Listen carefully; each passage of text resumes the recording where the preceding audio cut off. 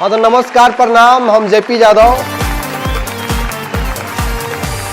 तो आज रउआ लोग के बीच में कुछ समाज के बात करे जाता नहीं तो रउआ लोगन से का छुपल हो कि व्हाट्सअप चलाते हो कि लोगन आ फेसबुक पर तो मैंने पूछा कि एकदम वायरले रहता। कोनो कहता मैं इनको लेके भागी हूँ, ये हमको नहीं लेके भागे हैं। हमनी के भोजपुरी इंडस्ट्री में तो मतलब कलमे लेके सुतत उठत का कहल जाला, बैठा रहे नहीं हम फट से गाना बनता एकदम रिलीज सुपर डुपर हिट। हमने इनको लेके भागा है तो नून रोटी खाएंगे, जिंदगी संग ही बिताएंगे। अब भाग्य तरह से लेके जेने देखो नहीं न्यूज सुने के मिला था कि फालना के लड़की चिलना के लड़का जोड़े भाग चिलनावा के लड़का फालनावा के लड़की के लेके भाग। यही भागम भाग में किन्हू तो गेलहाइए के रह जाता है, किन्हू का साक्षात मोक्ष के प्राप्ति हो जाता है एकदम। 2-3 साल तपस्या करता लोग कोचिंग का आगा पीछा आ केनहू हारका में धरा जाता लोग पकड़ के खलास। तो यही बात यही बात पर हम कुछ लिखले बानी भाई लोग खातिर कि भैया सुनो लोगन कि शादी से पहले तो आशिकों को प्यार का एहसास होता है।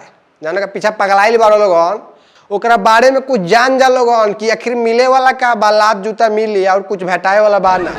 तो यही सब बात पर अंतिम ज्ञान लिखले बानी कुछ कि शादी से पहले तो आशिकों को प्यार का एहसास होता है। अच्छा, शादी से पहले तो आशिकों को प्यार का एहसास होता है और शादी के बाद नु गांव में बांस होता है।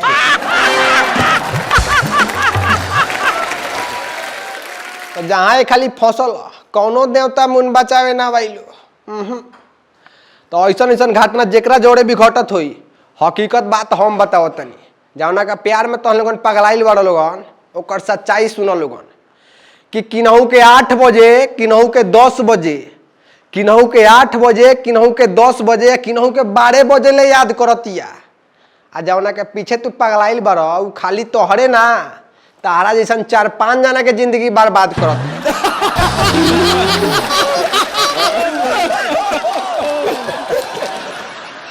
उ टेंडर ले ले बाड़ी सब बबुआ ओकनी अपन टाइम से पढ़ ले तारी सब, पढ़ ली के 10,000 मैट्रिक में 25,000 इंटर में चाचा जीवा से टान ले तारी सब।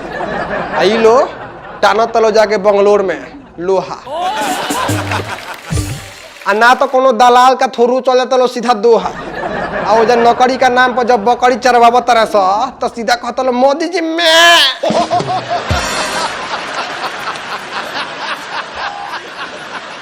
आऊं। तने से मोदी जी कहते रहे कि आऊं लेकिन कुछ पैसा वैसा 2-3 साल में कमा के लाऊं देश में। आ घर के लोग 1.5-2 लाख रुपया खर्चा के लिए आवे दी चरावा लोगन बकरी। ये हाल बात प्यार मोहब्बत ये सब चलत का करे समाज में। लड़का सब कहत रह से कि पढ़ाई लिखाई जाओ भाड़ में, कमी ना होके के चाहिए प्यार में। नॉट बाल्टू जहाँ कहल तो कहते ना ना ना ना ये सब फालतू बात हमरा सामने मत करो लोगन। हमनी प्यार करे सब, हाँ सच्चा प्यार करे ले हमरा से एकदम ओरिजिनल सच्चा प्यार, एक दूसरा खातिर जान दे पर तैयार बने सो। हाँ एकदम व्हाट्सएप के शेर पढ़ के पगलाए तरह सो कि चांदनी चांद से होती है सितारों से नहीं, आ मोहब्बत एक से होती है हजारों से नहीं। हम तो सुननी तो कहनी अरे बाप ये बबुआ कौना दुनिया में बा।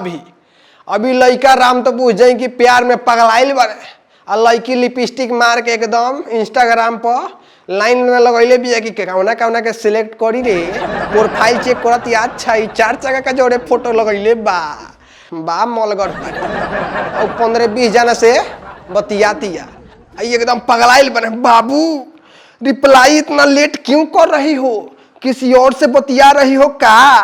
पहले होने से एकदम मीठा मीठा आवाज में 2 मिनट बाद भेजतिया कि नहीं बाबू नहीं मैं तो रील देख रही हूँ। रील देख रही हूँ ये घाचा का का पता बा कि उ रील ना पैसा वाला दिल देखतिया।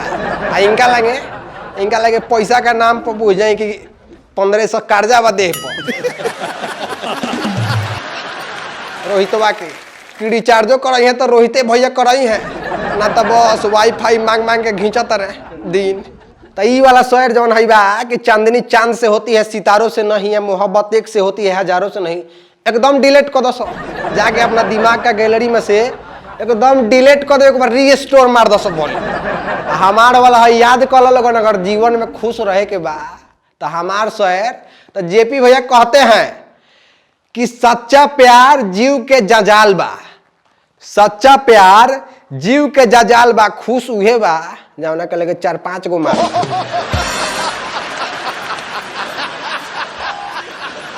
बुझाइल तो एकदम लाइन लगा दो सर, लेकिन सच्चा प्यार ना, पढ़ाई लिखाई पर ध्यान दो लोगन, एगो जाई तो दोसर तो रही रे बुड़बो, ना तो एक एगो से प्यार करत करत जहां ओकरा से लव मैरिज बियाह कैल कि हई सुना कि प्यार के सपना देखा के तहरा जिंदगी के हसीन बना दी, प्यार के सपना दिखा के तहरा जिंदगी के हसीन बना दी, या ओकरा से जहां लव मैरिज बियाह कैल कि तहरा के आदमी से मशीन बना दी। क्या बात है, क्या बात एकदम आदमी बन जाइबो, बुझ जा कि साया फिचत फिचत तहर काया पलट जाई। तो आशिक लोग खातिर अंत में यह कहे कि लड़की सबके आपन अजब गजब के अदा होला, लड़की सबके आपन अजब गजब के अदा होला, और कनी के सबसे बड़का आशिक उहे होला जे सबसे बड़का गाधा। बुझाइल तो बस बात के जो खत्म करो लोगन, अच्छा लगा लोगे तो लाइक शेयर सब्सक्राइब करो लोगन, शेयर करो लोगन भाई, सबसे ज्यादा शेयर करो लोगन, कौनो तो बाची कटा जी ना तो बेचारा हमनी के भाई पटीदार के।